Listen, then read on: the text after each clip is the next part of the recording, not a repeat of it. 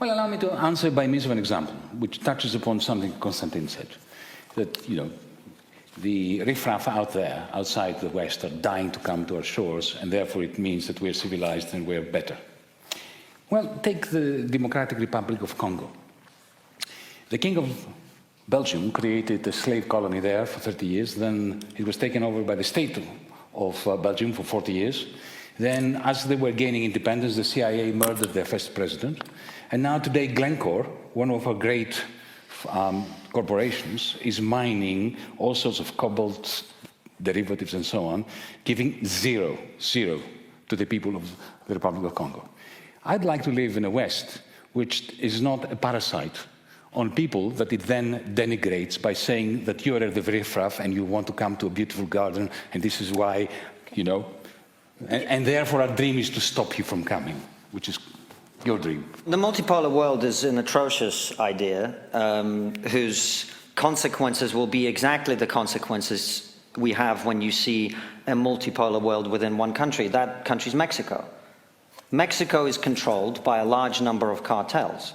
And when one of them is taken out, what ensues is a chaotic fight for dominance again.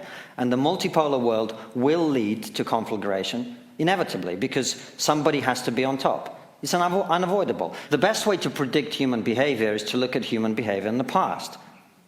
When is this great age in which everyone just sat together? So that's a good argument to bring back slavery, because almost every society until 200 years ago had slavery. The only reason that the European powers were able to be as effective as they were is that they had superior technology.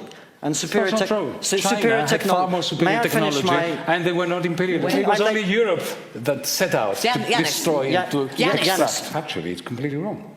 It's only the West that has created industrial-scale imperialism.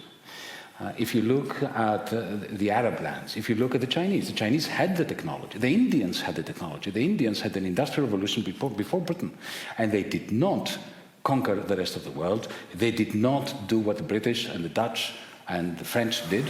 So it is, for me, just completely factually wrong, and therefore the conversation is not particularly interesting to say, oh, look, somebody would have transported, once they got the technology, hundreds of millions of Africans to their place in order to create sugar plantations or, cotton plantations. It's not true. Would it be fair to say that there are people in the global south, let's call it the global south, who look towards the West, see the G7, see the UK and France sitting on the Permanent Security Council and think, this is not working for me? Of course.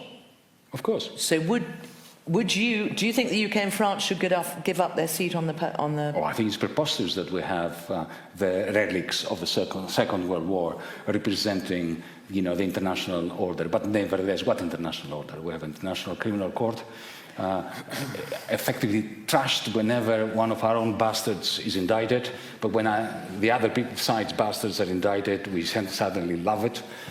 We are such hypocrites. How you feel what we're seeing playing out in the Middle East and the West's reaction to it is going to ultimately affect the West?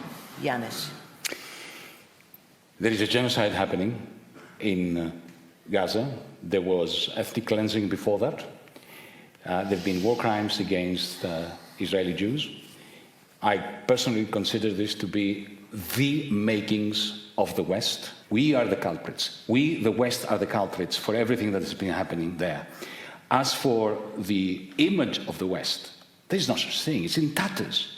We are such hypocrites. When Putin bombards a theater or a hospital in Mariupol, rightly, the West considers this to be a war crime. And he's indicted by the International Criminal Court, and everybody in the West says they will be arrested. When Netanyahu's government pulverizes every hospital, every university, every mosque, every archaeological site, and continues to defy the International Court of Justice, defies the International Criminal Court, the West says, oh, well, we cannot do anything about that because he's our bastard. Okay, but Israel... Therefore, the West has decided to destroy its own credibility.